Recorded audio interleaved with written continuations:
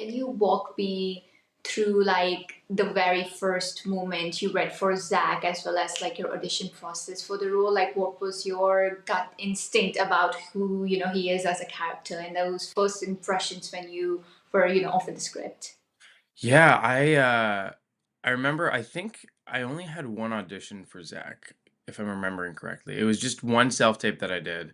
And I think the part that stood out to me the most from the sides is just the crazy amount of confidence this kid has for a high schooler and wanting to steer as far into that as possible. Just playing the fact that the world kind of in his mind revolves around him as opposed to worrying too much about what anyone else is going through. And do you remember your first day on the set as well as, getting to meet your fellow co-stars for the first time? I do, yeah. I had one friend on the show who I already knew well, Colton Stewart, who is incredible on the show, and he has an amazing arc this season as well that I'm excited for people to see. But yeah, I remember the first day I met everyone. The cast is extremely welcoming. They're kind of all like family on that show. They just have such a good time all hanging out together, and even offset they were very welcoming and bringing all the new characters into the mix. It did just kind of feel like one giant family out there. Yeah. And Zach is such a kind of enigmatic character. So can you walk me through like the overall creative process for the role? Like, did you have any specific acting ritual that helped you, get into the mindset of Zach before the camera started rolling?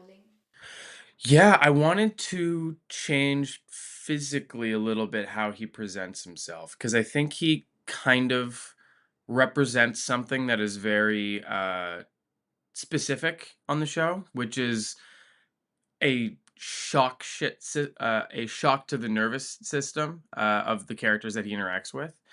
And in order to do that, I kind of wanted to keep him on the quieter side. I wanted him to feel a bit more like the the whisper of something that might not be entirely good or bad, but just different. And so I wanted to like physically represent that a little bit by making his voice a little more airy and keeping him in a headspace that felt a little less physically grounded and more ethereal, if that makes sense. And so I just kind of tried to steer as much into that during the season as I could.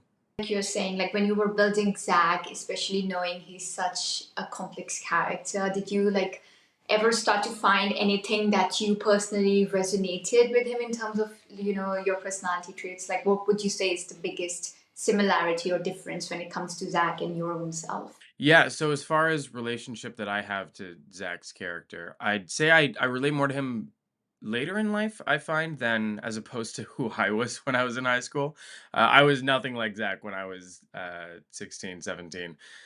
I think it's probably the power that you can find when you embrace who you are as a person and the confidence that comes along with that.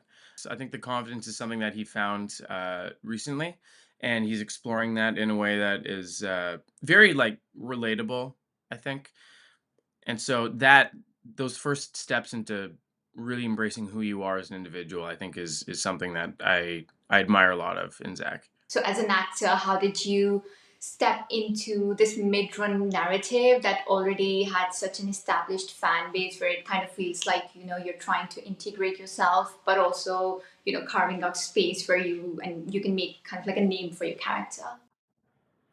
I think the way that I went about integrating into the very stable, not stable, but very concrete ecosystems that Zach's character exists within was with a very strong agenda. Just knowing that he is there for a reason, and what he's doing is going to force all the characters around him to question themselves and their motivations and what they want. Uh, and the way that I wanted to do that was by just really steering towards going after what I want shamelessly and without any kind of remorse or holding back at all. And I think that was hopefully that'll be the way that audiences meet Zach. I don't know if it'll be a happy or mixed reception, but I think it'll be a shocking one for sure.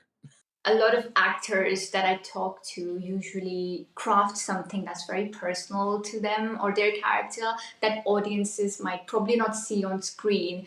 So, did you kind of build any kind of backstory or any such, thing related to his arc that went beyond the script? Perhaps something that you imagined about his character that helped you play him better? Absolutely. Yeah. The reasons why characters do what they do are the most important thing for me when I'm building characters. And with Zach, it was with most of my characters, it's always a lot of journaling that I like to do in order to kind of get into their headspace. And a lot of it is about backstory and the history of how they've led up to the person that they are now. But a lot of it is just creating opinions for the character about things that just pop into my brain every day. Uh, just writing and see what happens and focusing as much as possible is making sure that the voice that I'm writing with is that of Zach and not of Carson. Uh, and that helps me a lot. I also like music as an outlet to get into character roles. I'll create little playlists for characters, and Zach definitely has one on my phone. Oh, so can you reveal like any songs from the playlists? Oh yeah, you know what? Let me check right now. I've got. I'm sure I've got it on me. There's this new artist who I love, and I just added the song to the playlist recently, even though I've been down the show for a while. But it's a guy named Mark William Lewis, and he had a song called 17, and it feels very relatable to being 17. Beautiful answer. And besides a favorite song, did you have did you perhaps have a favorite sequence from the project that you absolutely can't wait for everyone to see? Oh, yeah, definitely. I think I loved working with all the actors on the show so much, but Nathan and I have some scenes that I'm very excited for the audiences to see. There's some I don't want to spoil too much, but there's like a scene that happens in the hallways of the school that's really exciting. There's one in the classroom with Jalen's character as well that I really enjoyed. Yeah, I think there's some stuff with Nathan that the audiences will get a lot out of. Like we were talking before, how is this kind of anticipation period going for you, knowing that people are finally going to see your performance on such a global scale? Yeah, it doesn't quite feel real yet. I always have this with releases where I don't fully digest the fact that the product is out and the public is seeing it until like a week or two afterwards. But I'm excited. I know audiences have been waiting a while for the second season of the show, so I'm excited to deliver on that. I'm excited to be a part of the cast. I think it's a really great group of people, and I just know audiences are going to be happy with what's going on in season two. So, lastly, wrapping up our beautiful conversation, Hmm. what's next for you, Carson? Like anything besides Walter Boys that you're currently working on that you'd like to tell us or your fans about? Yeah, I just finished working on a movie called This Is Not a Test earlier this year, and I don't know anything yet about when it's coming out, but I'm very excited for it.